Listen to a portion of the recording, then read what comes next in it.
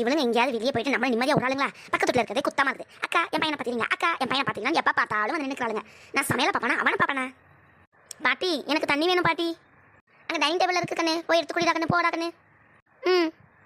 High பாட்டி வீட்டில் என்னமோ இருக்கே சாப்பிட, சிப்ஸ் சாப்பிடலாம். என்ன பண்ணிட்டு இருக்க? சிப்ஸ் பாட்டி. ஏன் உங்க அம்மா சொல்லி தரலையா அடுத்த வீட்டுலாம் கேட்காம கை வைக்க கூடாதுன்னு? நீ தண்ணி மட்டும்லாம் கேட்ட, கமல் குச்சி போய் உட்காரு. ம். ஹையா ஜாலி. ஸ்வை ஸ்வை ஸ்வை ஸ்வை. சூப்பரா இருக்குதே. ஏய் என்ன பண்ணிட்டு இருக்க? எதுவால ஏறி குதிச்சிட்டு இருக்க?